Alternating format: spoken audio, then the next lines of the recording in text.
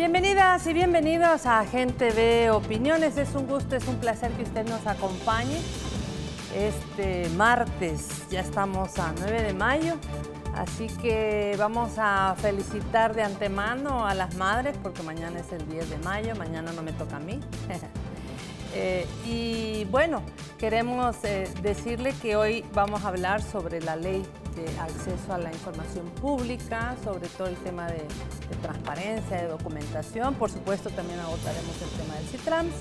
Y para ello hemos invitado a Marcos Rodríguez. Él es el secretario de Acceso a la Información, secretario de Participación Ciudadana, en realidad, Transparencia y Anticorrupción. Y le damos la más cordial bienvenida. Buenas noches, Marcos. Bienvenido. Bueno, buenas noches, María Teresa. Muchas gracias por la invitación.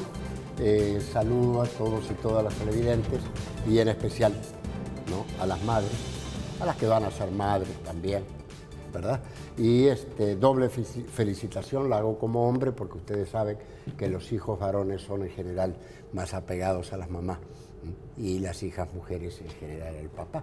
Entonces, paradójicamente es un día de la mujer, de las madres, pero con un alto aprecio por parte de los hijos varones. Así es. Bueno, se acaba de, exactamente el día, no sé si fue el lunes, Marcos, que se cumple el 5º aniversario de la ley al acceso a la información pública.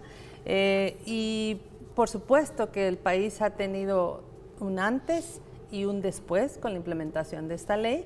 Y quisiera, en primer lugar, que el secretario nos pudiera compartir antecedentes, en primer lugar, de esta creación de la importante ley.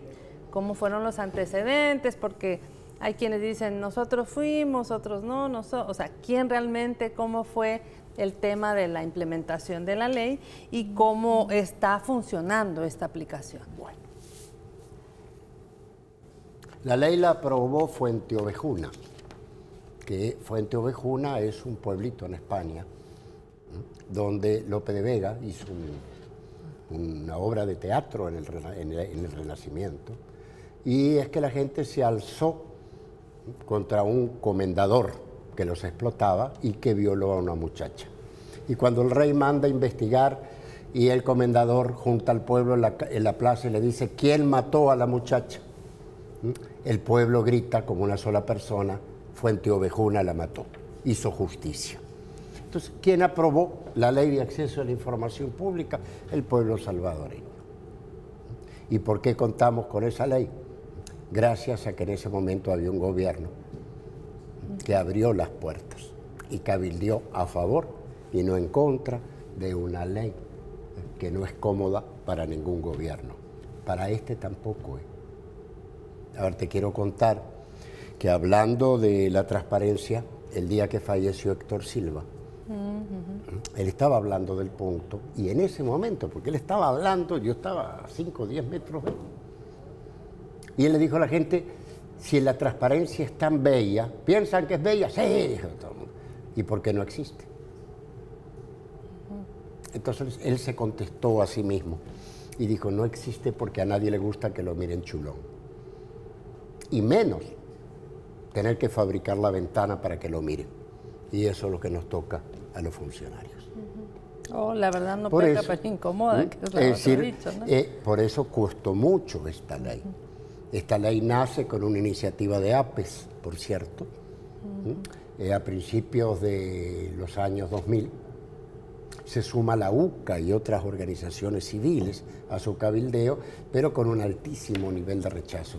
La prueba está que empieza en el 2000 y hasta el 2009 se elaboran, cuando ya, el 2008, cuando ya se sabía que Mauricio Funes estaba muy alto, que venía un cambio, ¿no? Entonces, Gerson Martínez presenta una pieza de correspondencia en la Asamblea Legislativa y Fusades, por otro lado, presenta otro proyecto, pero que no llegó a la Asamblea Legislativa hasta después que comenzó el gobierno de Funes. Pero hay un grupo promotor, ¿no? ¿Ese grupo promotor? No. A ver, yo fui parte del grupo promotor. ¿Cómo funciona? O sea, yo puedo hablar de la ley como que es mi propia historia. Porque yo estuve colaborando con Gerson y Liduvina Magarín, por cierto, en la elaboración de la ley que presentó el FMLN el proyecto de ley, pero también estuve participando en los grupos focales en que FUSADES consultó con respecto a la ley, porque en ese momento yo era quien coordinaba el capítulo de transparencia de Funde, cuando Funde era otra cosa y no lo que soy. ¿Cierto?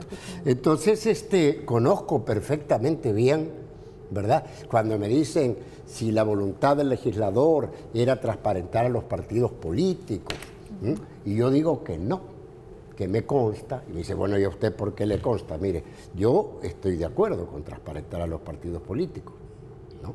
Pero, lamentablemente, cuando propusimos eso, ¿no?, los legisladores dijeron que no iba a entrar esa ley, sino en la ley de partidos políticos, y así efectivamente fue. O sea, que no es que puedo dudar que quizás es tan reciente esta historia, claro, y tan nueva. Fíjense qué interesante. El Salvador es el país número 91 del mundo en aprobar una ley de este tipo. ¿Y cuántos países la tienen hoy, 6 años después de aprobada la ley? ¿No? 110. O sea, solo 19 más. Quiere decir que fuimos de los últimos en llegar al Parque Oeste, al parking. ¿Por qué llegamos tan tarde? Porque no había voluntad política, ¿no? No, es que la sociedad civil presionó, y antes no presionaba. O empezó a presionar repentinamente en el mes de junio del 2009, cuando asumió Mauricio Funes. ¿Cómo no? Yo me acuerdo perfectamente bien hablar con la gente que trabajaba alrededor de la ley en el lobby de un hotel cuando se presentó la propuesta de FUSADES. Y alguien me decía, Arena dice que habla de esto hasta después de las elecciones. Yo dije en broma, hey, decirle que si querés le elaboramos la ley, con tal de que se mueva y se apruebe una ley. Porque lógicamente, es decir, yo ya trabajaba el tema de transparencia y de acceso a la información como sociedad civil. O sea que me consta que el cambio de gobierno fue, en el caso de El Salvador, el elemento decisivo, no el único, pero fue el elemento decisivo que dio lugar a que pasara una ley, y una ley tan fuerte como la que tenemos en El Salvador, que unos dicen que es la 5ª mejor del mundo, la 7ª, es un ranking. A ver, hay un ranking europeo y un ranking de una ONG en Canadá, ¿verdad? Porque a veces uno dice soy primero o segundo y nadie pregunta quién le dio el galardón. Lo cierto que es una muy buena ley y tiene características que no existen en otras leyes. Una de ellas es que la elección de los comisionados del Instituto de Acceso a la Información Pública, que es la entidad clave, ¿verdad?, para regular la ley y dirimir conflictos, se elige sobre ternas que plantea la sociedad civil, la única del mundo. La ley de El Salvador es un poco copiada de la de México y algo de Chile, ¿cierto? Un poco, no muy adaptada a El Salvador, pero en México lo elige el presidente. Nadie le propone nada. Y el Senado en México tiene 30 días para decir que no. Si el Senado no habla, se queda el que dijo el presidente. Y en Chile, ¿no?, lo decide el presidente o la presidenta. Fue Bachelet la primera que eligió en consulta con el Senado. Y generalmente son 3 o son 5, 2 de izquierda, 2 de derecha y un académico que medio dirime. Digo, ¿para qué?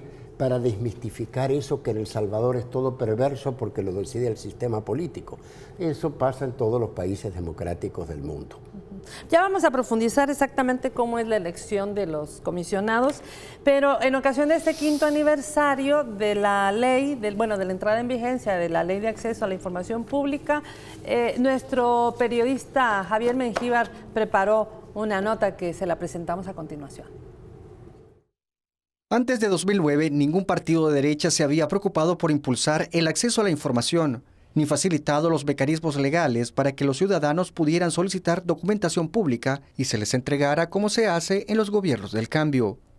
Ahora el país se encuentra en un momento de transparencia creciente, con ciertas dificultades y resistencias, pero avanza de manera constante y permanente.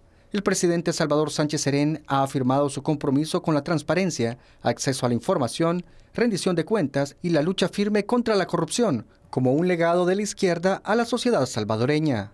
En los 5 años de vigencia de la Ley de Acceso a la Información Pública, las instituciones del órgano ejecutivo y autónomas han recibido 56.668 solicitudes que contienen 122.804 requerimientos.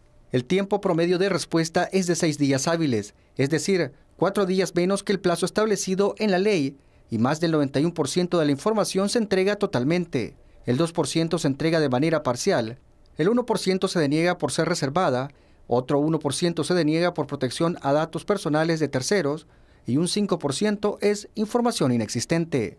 Adicionalmente, en el portal de transparencia del órgano ejecutivo se encuentran disponibles casi 160.000 documentos. La implementación de la Ley de Acceso a la Información Pública ha contribuido a fortalecer la Contraloría Ciudadana sobre las actuaciones del Estado. Fue precisamente con esta ley que las declaraciones de probidad de todos los funcionarios se hicieron públicas y además, conforme a su aplicación, se ha evidenciado la ausencia de documentación pública que debería estar debidamente resguardada en los archivos institucionales y la importancia de fortalecer los sistemas de la gestión documental. Ahora, el desafío lleva a proponer una reforma a la ley, además de otros cuerpos normativos para perfeccionar su funcionamiento para el sector público y ampliar la cantidad de entes obligados a entregar información a la ciudadanía, como por ejemplo los privados que se involucren en los derechos consagrados en la Constitución, como la salud, la educación, la vivienda, la seguridad social, entre otros. De igual manera debe incluirse la transparencia fiscal. También es necesario revisar el artículo 28 del Código Tributario y llevar la transparencia al cumplimiento de la responsabilidad pública del pago de impuestos, así como aprobar una ley de protección de datos personales que permita a los particulares saber que sus datos en manos de instituciones públicas y privadas están debidamente resguardados. Bastante información la que ha aportado densa, Javier. muy densa. Muy densa. Era una deuda del Estado salvadoreño realmente darle acceso a la información a la población salvadoreña. A 5 años, Marco, ¿qué podemos decir de los avances? Tal vez un hecho que la población puede recordar cuando, no sé, no recuerdo si era una ciudadana o un ciudadano, pidió, bueno, ¿dónde está el documento de los acuerdos de paz, de la firma de los acuerdos de paz? Y ahí ocurrió algo que estaba en casa de un expresidente. Fue divertidísimo, porque, a ver, nosotros, yo no soy el oficial de información de CAPRES, sino que yo trabajo con él, pero no me había enterado del punto. Y un día lo leo en la prensa gráfica. CAPRES extravía acuerdos de paz. Y me llama el presidente por teléfono y me dice, Marcos, ¿cómo es que extraviámoslos? Y el presidente, que es uno de los firmantes de los acuerdos de paz. Entonces, yo quedé medio cortado y le digo, bueno, discúlpeme, deme un minuto, voy a averiguar. Y averiguo, y a los 5 o 10 minutos, personal que trabaja conmigo, en primer lugar me muestra un artículo de la misma prensa gráfica, solo que tomado 7 años antes, donde aparecía el expresidente Cristiani mostrando los acuerdos de paz. Y el artículo hablaba justamente de que ese documento era la joya de un museo que el expresidente Cristiani tenía en la casa. Entonces, lógicamente, ¿verdad? Esto creo que fue un día viernes que se publicó. El día sábado estaba el programa del presidente, creo que en Soyapango era, o en Ilopango, ¿no? Y me abordó la prensa, claro. Y le dijimos, bueno, en realidad, y algún periodista me dice, ¿y esto es punible? Fíjese que sí, le digo. Según el Código Penal, puede implicar cárcel. ¿Y usted cree que merece cárcel? No, le dije. Porque en realidad no es el expresidente Cristiani. El Estado salvadoreño ha sido usado de forma patrimonial durante toda su historia. Y si tuviéramos que mandar preso a todos los que se llevaron un documento, sí nos implicaría incrementar considerablemente el presupuesto para la construcción de cárceles, y no tenemos dinero para eso, ni tendría un efecto positivo. Es muy difícil mandar presa a una persona por un acto incorrecto cuando esa persona ha hecho lo mismo que han hecho anteriormente prácticamente todos. Y cuando esa persona le dice a uno, bueno, ¿y por qué me mandas preso? Si todos han hecho lo mismo, uno lo único que puede responder, y no es una respuesta ética, es porque te tocó, te sacaste la lotería. Pero Estás en en el realidad momento y en el lugar. la tragedia no está en que un presidente se lleve los acuerdos de paz. La tragedia en que eso refleja un comportamiento sistemático en el manejo del Estado. Y eso es lo que queremos cambiar. Pero ahora ha habido avances, ¿no? Ahora bien, Derecho. avances son, la información ha sido muy densa, ¿no? En 5 años, 122.000 requerimientos de información, no creo que se pueda ver aquí, pero la línea se incrementa todos los años, las demandas y los requerimientos de información. Y realmente, que se deniegue porque es reservado, 1%. Que se deniegue porque es información personal de terceras personas. Por ejemplo, si a usted le piden, usted pide, a ver, si alguien pide información de usted que está viendo este programa, el Estado no se lo puede dar sin su permiso. ¿Por qué? Porque es información personal suya. Entonces, lógicamente, el Estado debe proteger ese que es un dato personal. Pero en realidad, ¿no? Es decir, por reserva total se puede decir que hay un 3% por distintas causales, y entrega parcial quiere decir que a usted le entregan una parte del documento, ¿no? Por ejemplo, se borran los nombres personales, los DUI, ese tipo de identificación, porque son datos personales, de esos es un 1%. Quiere decir que si usted suma 1 más 2, más otro, le da 4. Hay 5% de inexistentes. No están los documentos. 9, más 91, 100. Entonces, 91% de información que se entrega totalmente. A ver, quiero aclarar una cosa. Ajá. Porque creo que han salido algunos titulares ingratos en algunos periódicos. Estamos hablando de las 85 instituciones del gobierno nacional y autónomas.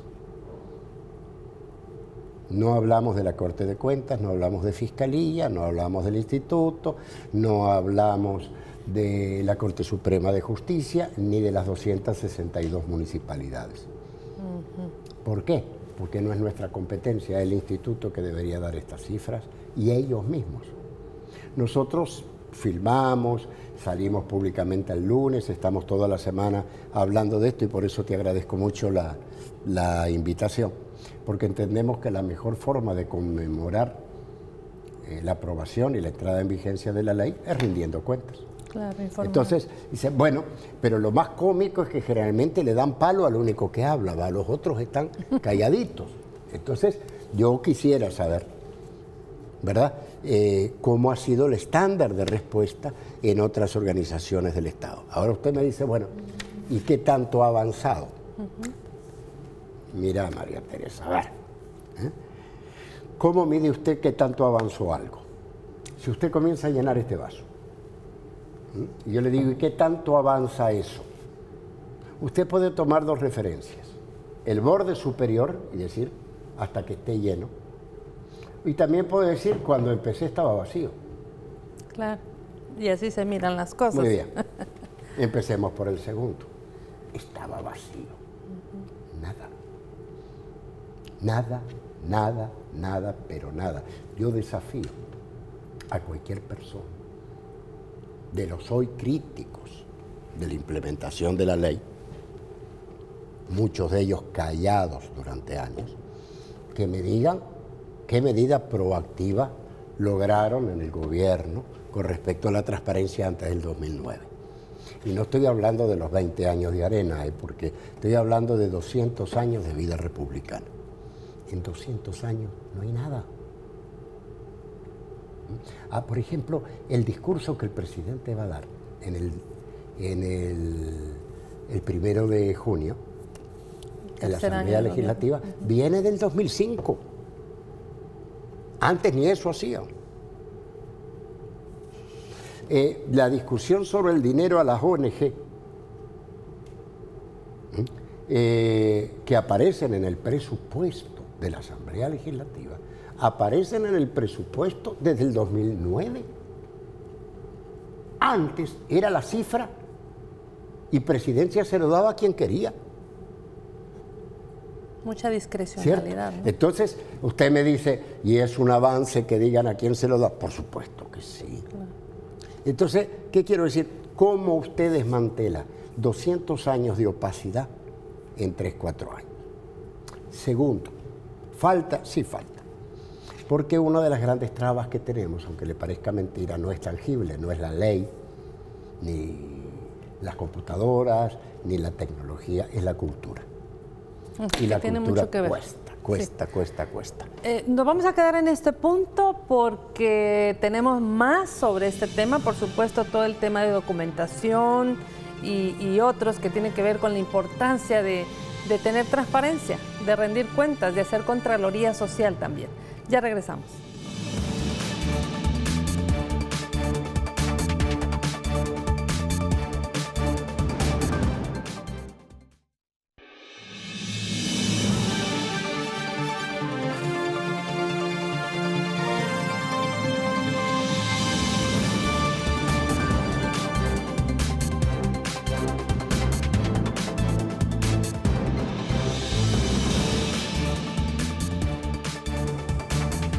Conversamos con Marcos Rodríguez, secretario de Participación Ciudadana, Transparencia y Anticorrupción, sobre estos 5 años de la LAIP, Ley de Acceso a la Información Pública, y la importancia de rendir cuentas, la importancia de tener transparencia. Secretario, quisiéramos un breve análisis. ¿Cuáles son estos esfuerzos en materia de transparencia, en materia de acceso a la información, comparado lo que hace ahora los gobiernos del FMLN, que ya son 2, y el impacto que puede tener esto en políticas de transparencia y acceso en los últimos 8 años? Hablábamos del vaso, ¿verdad? Antes nada, ahora un poco, falta por supuesto. Se habla de 160,000 documentos del gobierno que eran secretos y que ahora están. Entonces, ¿cuál es el análisis? El por qué rendir cuentas. Seguramente hay gente que no le gusta. A ver, ¿qué hacemos que antes no se hacía? Respondemos información, ya he dicho, 122,000 demandas, la mayoría de información se entrega. Ha habido discusiones grandes, ¿se acuerdan los viajes del presidente Funes? ¿No? Yo creo que el gobierno estuvo muy lento, ahí mucho tardó, hasta que dijimos, hombre, vamos a dar los viajes de todos los presidentes, y se acabó la discusión. O sea que lo único que interesaba eran los de Funes, los de los otros no. Hay gente incluso que me acusó de ser parcial políticamente porque había hablado de los otros también y no solamente de Funes, ¿cierto? Y resultó que el que menos había viajado era Salvador Sánchez Serén y Funes, comparado con los demás, y que en lo que tocaba con los vicepresidentes, que también los planteamos, el récord lo tenía Ana Vilma de Escobar, ¿cierto? ¿Dónde estaba la plata? ¿No? Que ese dato no apareció en la partida reservada.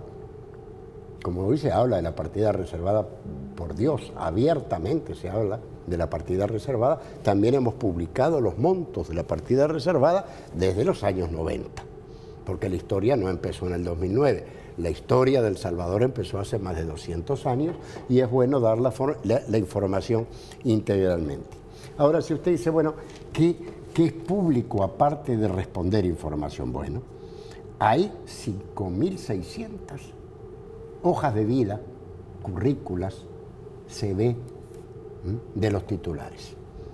O sea, 5.500, usted quiere saber dónde estudié, qué hice y por qué estoy ahí. Antes no se sabía nada, salvo lo que ellos le querían contar a algún periodista. 2, contratos, hay 128.193 contratos. Hoy un periodista que quiere investigar un contrato no tiene que ir a pedirlo, solo entra a la web y lo lee.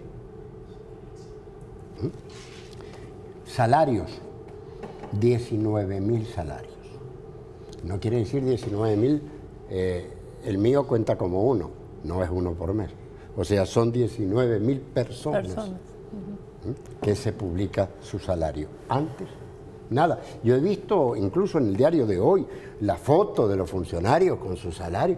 Bueno, me gustaría que sacaran la del pasado, porque no es que les va a costar encontrar la información porque no era expuesta públicamente.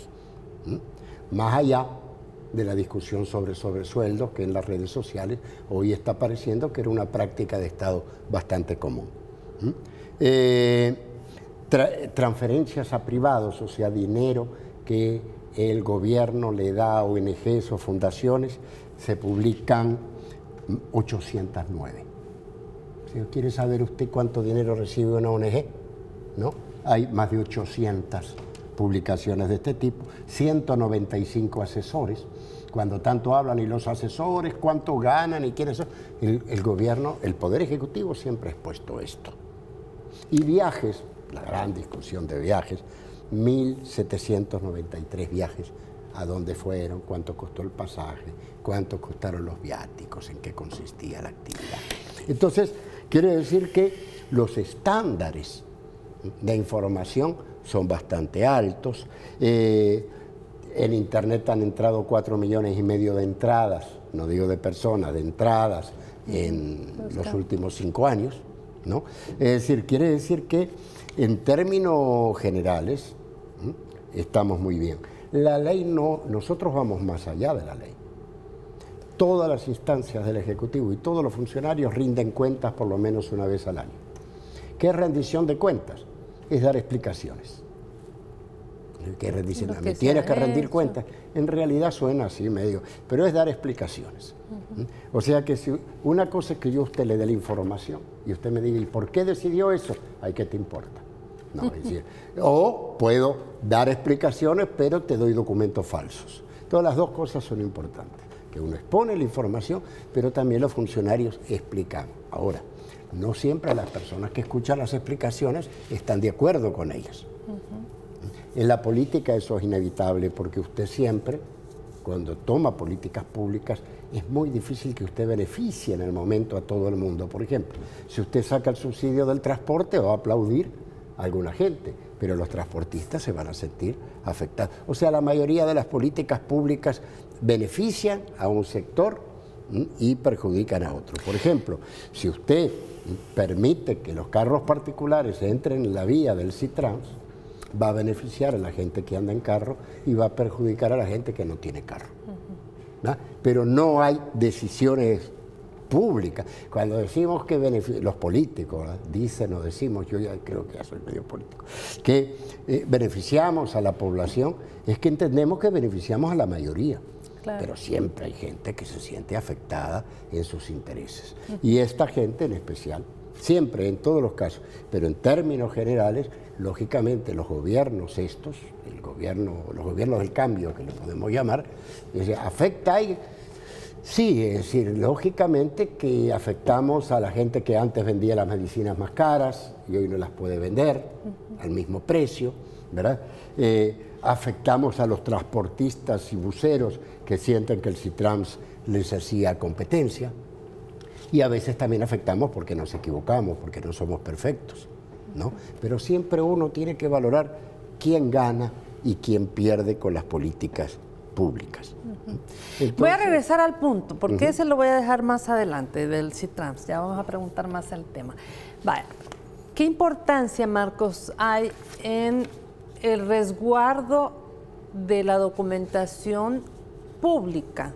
Es decir, archivos que no se encuentran, material que no se cuidó y vino una tormenta y los destruyó, no hay digitalización de la información.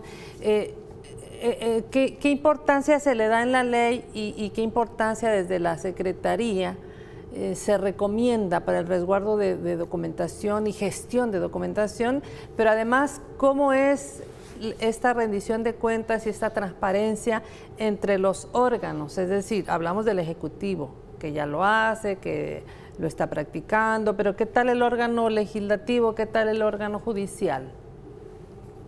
Mire, en realidad el problema de archivos es un problema histórico. En realidad le estaba diciendo también que el 5% de la información que se solicita no se responde porque no se encuentra el documento. Puede ser que el documento no se generó, porque también hay muchachos, estudiantes que piden, que poco menos quieren que uno le haga la tesis hágame este gráfico, hágame... Entonces, claro, el documento, lo que la ley obliga es a dar los documentos que existen, no hacerle documentos al que lo solicita, porque si no, claro, los estudiantes estarían felices porque le piden que le hagan todo el trabajo empírico de análisis a funcionarios públicos, ¿no? Pero vaya, pues, hay problemas en archivos, hay problemas históricos. La primera instancia de Estado que empezó a trabajar seriamente esto en este periodo fue la Secretaría del Gobierno Nacional. Trajimos costarricenses, gente de República Dominicana, hicimos un manual de archivos, ¿no? Y ahora el Instituto de Acceso a la Información Pública se ha tomado muy a pecho la tarea.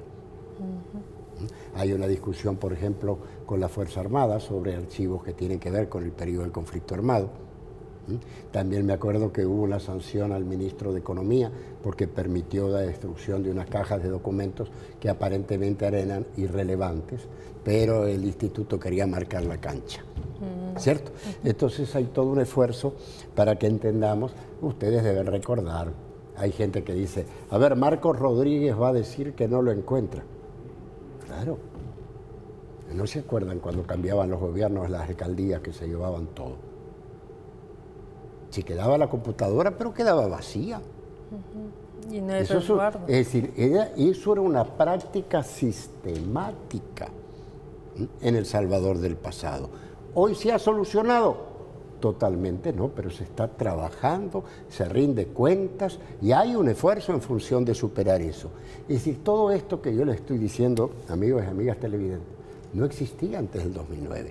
Ni siquiera se hablaba en un programa de televisión sobre el mismo. ¿Cierto? Cuando dicen, ay, es que el gobierno actual trata de presentar una imagen idílica del paraíso. No, si aparentemente el paraíso era antes.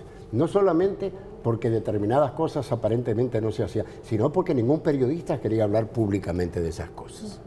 Entonces, lógicamente, la gente no era consciente, sino a través del chambre y de la información popular, o porque vivía determinadas experiencias. Hoy sí se habla hasta por demás. Y tú lo debes saber, que tenés tradición en el campo periodístico y en el campo de los medios de comunicación. Por ejemplo, una de las cosas importantes y muy chiquitas, porque hay cosas chiquitas que son importantes, que hizo la Secretaría, es que fuimos requeridos de un informe sobre las frecuencias de radio y televisión. Y fuimos requeridos por una red de organizaciones civiles donde participa ARPAS, pero también participa la UCA. Sí, bueno, claro. Nos costó y emitimos un informe sobrio, claro, está publicado. ¿Qué decía el informe? ¿No? Bueno, que el 66% de las frecuencias que usted ve en la radio y la televisión no tiene documentos originales, nadie sabe cómo la dieron. Después hay un 30% que tiene alguna documentación, y documentación completa solo un 6%. Seguro que gente ve la tiene porque es nuevo y le aplicaron, ¿no? Pero claro, esos canales y radios históricas no tienen. Entonces, ¿qué pasa? Publicamos esto y nosotros hacíamos dos recomendaciones, me acuerdo yo. Una, que se hiciera una rendición de cuentas. No, primero, que se hiciera una auditoría. ¿Para qué? Para que la CIGET tuviera mayor conocimiento histórico del proceso, de lo que había pasado. Y dos, que se hiciera una rendición de cuentas. Claro. Pues eso significó una reacción muy dura de ASDER al día de hoy, y esto fue hace más de 14 meses. Yo no soy invitado a ninguno de los medios de ASDER. Prohibición total. A veces me invita a Canal 12 porque no está en ASDER. Sí voy a TVX, Radio Nacional, Canal 10, Gente V, ¿cierto? Pero las gremiales de ASDER, que tanto defienden la libertad de comunicación, ¿no? Pues han decidido que Marcos Rodríguez no es invitado. ¿Por qué? Porque cometió el error de hablar de lo que aún no se puede hablar. O sea, hoy solo se puede hablar de la transparencia del gobierno. Pero la empresa no es privada, solo que la corte y... No, es que no me toques, porque si tú me tocas, yo te voy a sancionar. Alguien dijo, inclusive, ¿cómo lo voy a invitar a mi casa a alguien que habla mal de mí? Figúrense ustedes que el gobierno tomara el mismo criterio, que no invite a los periodistas que hablan mal de él. Entonces, es decir, en realidad, ¿qué les estoy tratando de comunicar? Que el cambio es más difícil de lo que uno cree, ¿cierto? Que todo el mundo quiere transparencia de los demás, pero cuando le toca a uno no le gusta. Y a veces reaccionan más fuerte que el gobierno. Entonces, eso implica costos. Claro. Pero, bueno, en eso estamos. Hablabas de la elección de los comisionados. Al parecer, El Salvador es el único país que lo elige a través de una terna, que no es el Senado, que no es el presidente. ¿Esto es así? Mire, El Salvador sí. El Salvador es el único país del mundo, sí del mundo, pero también, si queremos ser más humildes, de los 110 países que tienen leyes de acceso a la información pública, más o menos la mitad tienen institutos como en El Salvador. Otros países, como Brasil, ventila los casos en el Poder Judicial, pero les da un plazo máximo a los jueces para decidir. Ya vamos a hablar de esto. El Salvador es el único país del mundo en que la sociedad civil puede participar en este proceso. Eso es interesante. Tiene sus problemas. Por ejemplo, hoy vamos en la tercera convocatoria, el jueves, o sea, pasado mañana, va a ser la asamblea de universidades y la asamblea del sector empresarial para elegir representantes. A mí me hace muchas gracias porque entonces empiezan a aparecer en algunos medios y voceros, ¿no? Que no se politice, que cuidado, que no sé qué, que aquí, que allá, ¿no? Entonces, no se politiza. Ahora, hace 3 años, cuando se hicieron las primeras asambleas, ¿saben, amigos, cuántos delegados llegaron a la asamblea del sector empresarial? Uno. Un delegado. Y dijo, estos 3 son. Y se fue. Y uno no le podía nada porque se nos había pasado eso en la ley y permitía hacer una asamblea de una persona. Ahora que ya es público, las organizaciones inscritas, hay 26. Entonces posiblemente ese que llegó la vez pasada está nervioso porque hoy hay 25 más. Pero es la democracia. Antes, por ejemplo, esta persona que llegó sola, en representación de una organización, llevaba 23 poderes bajo el brazo. Hubo un cambio del reglamento y dijimos que ya no se puede votar por poder. Entonces también esta organización, o una organización que está en el tema, FUSADES, dijo que estábamos restringiendo la participación porque no permitíamos votar por poder. Yo me reí y dije, bueno, entonces yo voto ahí por el Estadio Cuscatlán cuando hay elecciones. Digo, la próxima elección nacional, ahora que viene una, voy a pedirle a toda mi familia que me dé un poder y voy a ir a votar 50 votos por poder. Lo más probable es que la gente que está en la misa me mire como diciendo, este tipo está loco, ¿cómo va a venir a votar por poder? ¿Y por qué dirían que yo estoy loco si voto por poder?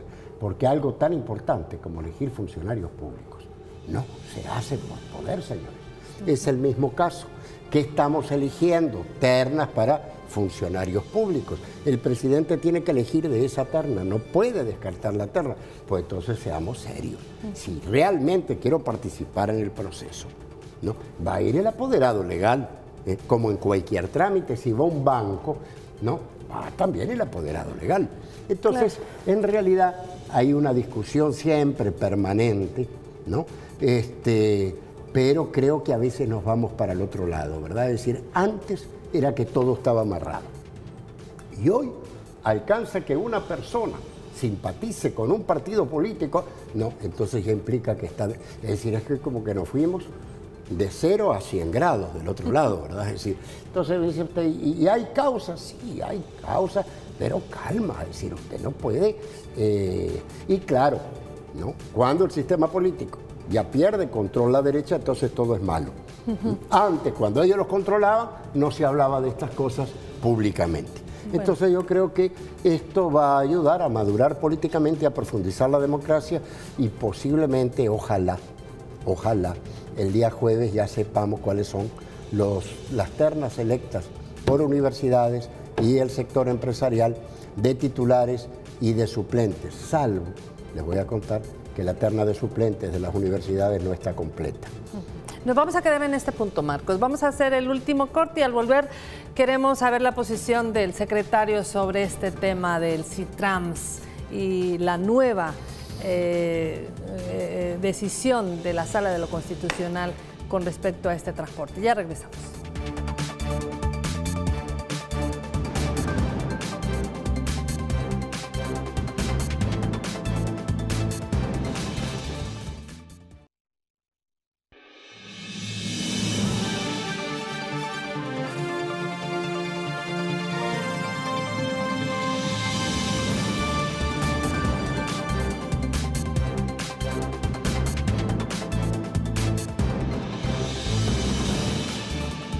Bueno, hay una medida cautelar de la Sala de lo Constitucional contra el proyecto de la primera fase del CITRAMS, donde dice, bueno, ahora esos carriles que eran para el sistema público de transporte, los puede usar quien sea.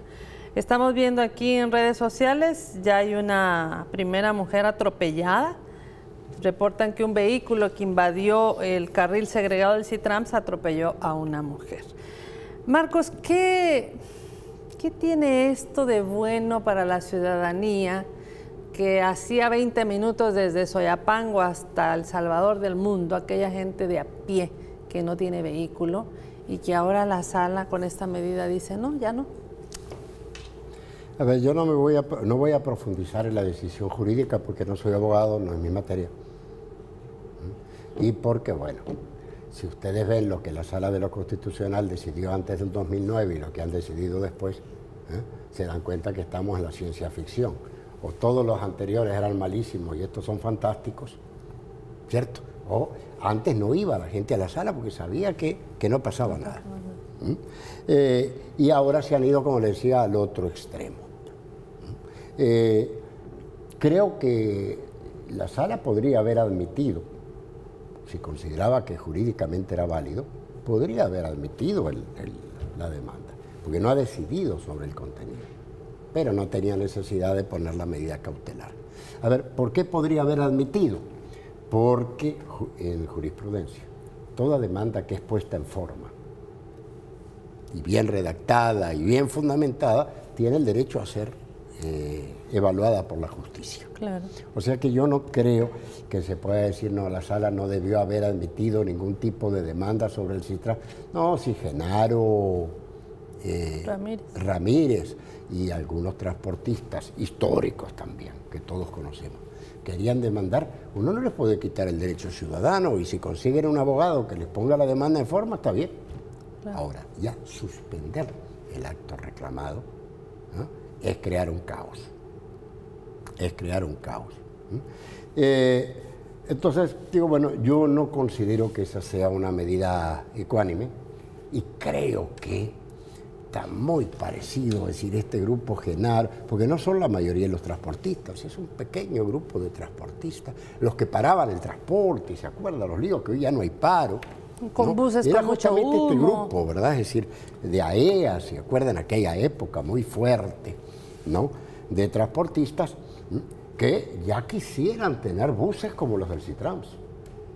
Usted ve cómo viaja la gente del CITRAMS y cómo viajan los buses de este grupito de transportistas, y puede evaluar perfectamente bien cuál es la calidad del servicio que se le da a la gente, en primer lugar. Dos, es cierto que el CITRAMS tendría que haber avanzado más rápido, sobre todo la cantidad de buses. Es cierto que en las calles donde va el CITRAMS se da atascamientos de tránsito. Las que son de Porque un hay carril. que ser muy ecuánimes, muy serios al ver esto. Pero yo le pregunto, ¿quién gana y quién pierde con una decisión de este tipo? Alguien me podría decir, pierde el gobierno. ¿Qué pierde el gobierno? Yo no pierdo si yo ando en carro. Claro. Al contrario, cuando voy por la Juan Pablo pierdo porque me toca ir en una cola. Es decir, el gobierno no pierde nada. Los que pierden son las decenas de miles de personas que viajan todos los días en el CITRAMS. Además, las era una personas que van en primera silla de fase. ruedas y no pueden subir a un transporte común. Y en el Citrans tienen hasta un lugar donde poner y una escalera para subir con la silla de ruedas. Personas con A ver, discapacidad. el Citrans ha sido conflictivo en muchos lados. Pero hay Citrans en Santiago de Chile, en Curitiba, Brasil, en Bogotá, en Ciudad de México. Es larguísimo el de Ciudad de México, ¿no? Y claro, uno viaja muy rápido. Hay Citrans en Japón, en la mayoría. A ver, si el argumento de la sala o de Genaro Ramírez fuera cierto, que es ilegal sacar un carril para un público porque perjudica a los que andan en vehículos, entonces en aras de un derecho universal, todos los Citrans del mundo Fueran ilegales. son ilegales. Los japoneses están locos, los colombianos también, los chilenos más locos todavía, los mexicanos ni le cuento, porque todos, a ver, si no hay carril exclusivo, no hay Citrans. Claro. Llame como se llame, Citrans, Metrobús, no lo proponía Quijano. O sea, pero no lo proponía porque Quijano fuera un genio, lo proponía porque es una propuesta para solucionar el creciente congestionamiento de las grandes ciudades desde hace 30 años. Sí. El problema es que nadie se animaba a hacerlo. ¿Por qué? Lo que les dije hace un rato, usted toca intereses. Claro. Quiere beneficiar a uno, molesta a otros. ¿A quiénes estamos molestando? Bueno, a un pequeño grupo de transportistas que hacían lo que querían en el pasado con el transporte, a un partido político que está atrás de esto y que en su momento propuso el Citrans y se acuerdan, se trajo hasta un bus para andar dando vueltas en San Salvador. Que se descompuso, por cierto. Y que hoy pueden decir que no les gusta cómo se implementa, pero sí debe reconocer, señor Quijano, usted propuso un Citrans que tenía vía exclusiva, que es lo que hoy se está declarando como factiblemente inconstitucional y se está suspendiendo. Entonces, yo creo que los 4 magistrados, quizás enojados porque Casa Presidencial había pedido que se reservaran de participar, declararon la medida cautelar y dijeron que ya no van a participar, lo que es bien raro, ¿no? Pero en última instancia usted simplifica todo. Y lo mismo con la economía, que los números, las estadísticas, mire, usted pregunte quién gana y quién pierde. Solo encuesten a la gente. Va a ver lo que está atrás. Y hay una cosa que está clara. ¿Quiénes pierden acá? Las personas que andan a pie, claro, y no tienen vehículos. ¿Quiénes ganan? Los que tenemos vehículos. Solo que entre los que tenemos vehículos habemos gente que tiene sentido común. Y vamos a ver, porque hay mucha demasiado gente humilde tráfico. tiene vehículos porque ya no aguanta los buses del transporte público. ¿Cierto? Entonces se traen un changarrito de Estados Unidos y ahí van. Pero miren, yo quisiera pronosticar lo siguiente. Aparte de que se va a armar un mal lío, un gran lío, ya se está armando, no crean, la Juan Pablo va a estar igual dentro de un mes. ¿Por qué? Porque el problema que tenemos es que hay un crecimiento impresionante de vehículos en la ciudad. Yo creo que ustedes lo han notado, cada vez hay más vehículos. Entonces, el problema que tenemos es cómo encontramos soluciones integrales para que no aguanta, no podemos tener cada persona un carro, no aguanta el medio ambiente, no aguanta, el país importa petróleo, toda la gasolina es importada, tenemos que trabajar para pagar la factura petrolera. Entonces, el Citrans era una propuesta y es una propuesta sólida. El haber tomado esta medida es volver al pasado, es lo que le decía. No hay salida, no hay propuesta, no hay alternativa, hoy volvemos a la jungla. Vamos a ver, ojalá que haya una consideración y que esta medida cautelar se quite para seguir pues beneficiando a la mayoría de la población. Gracias, Marcos, por haber venido. Gracias, María Teresa, y gracias a ustedes por haberme escuchado. Y a ustedes, mañana a las 7 de la mañana ven en retransmisión esta entrevista y a las 7 de la noche le invitamos a una nueva y pásenla bien, saluden a las mamacitas donde estén. Hasta luego.